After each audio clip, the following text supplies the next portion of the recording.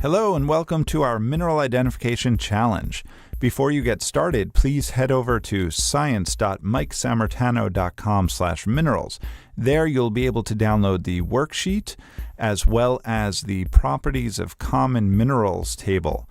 This is a page out of the New York State Earth Science Reference Tables, and it shows you information about common minerals on Earth. I've gone over a lot of this content in other videos, so be sure to check those out. But just to run through real quick, this is essentially a table showing the most common minerals on Earth and their characteristics, including the luster, hardness, cleavage and fracture, common colors, distinguishing characteristics, which is a very important column, common uses, composition or what the mineral is composed of, and of course the name of the mineral. Now, once you've gotten everything together, a couple tips before you get started. First of all, click pause after each image. Be sure to look at the image for clues. You may see colors, lusters, etc. in the actual image that will help you with the identification. And of course, most importantly, use that minerals table to find the answers. And if you're ready to go, let's begin. So, sample number 1 looks like this. It displays metallic luster, as you can see, and it is an extremely dense mineral. Sample 2 looks like this. It is an ore of iron, and it displays fracture. It has a hardness of between 5.5 and 6.5. Sample 3 looks like this. Of course, it has a brassy yellow color and it displays fracture. If you were to do a streak test to see what it looks like as a powder, you would see a greenish black streak. Sample 4 looks like this. It is an extremely soft mineral with a greasy feel.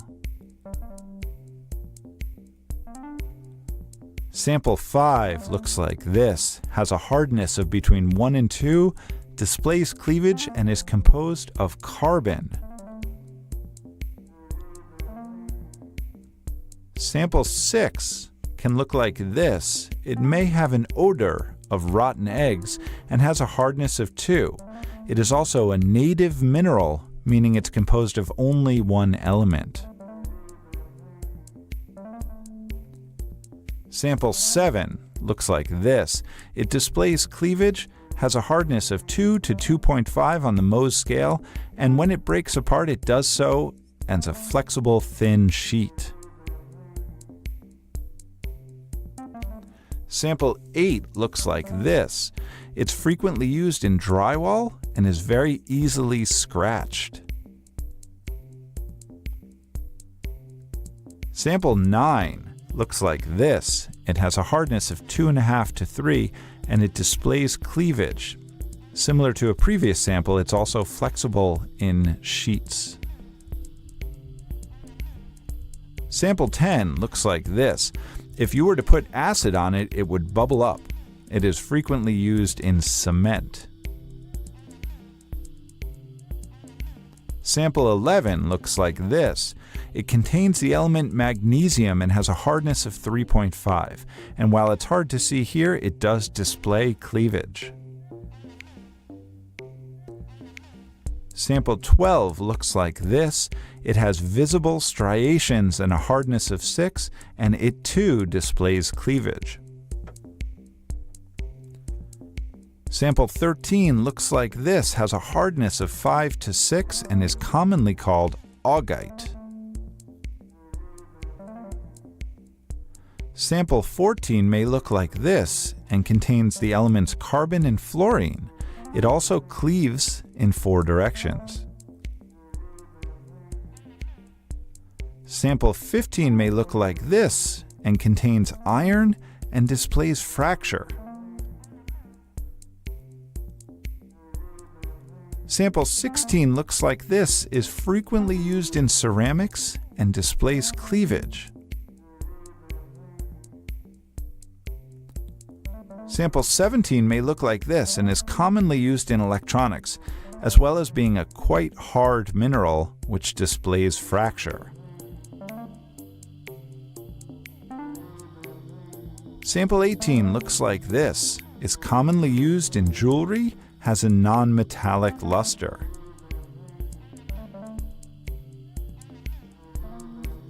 Sample 19 looks like this, displays interesting cubic cleavage and contains sodium and chlorine. Sample 20 looks like this, and when tested for streak, leaves a reddish-brown powdered color and contains iron and oxygen. Sample 21 looks like this, has a very complex composition and may cleave at 56-degree angles. Nice job on our mineral identification challenge. Again, check out this and more resources at science.mikesammartano.com/minerals. Thanks for watching.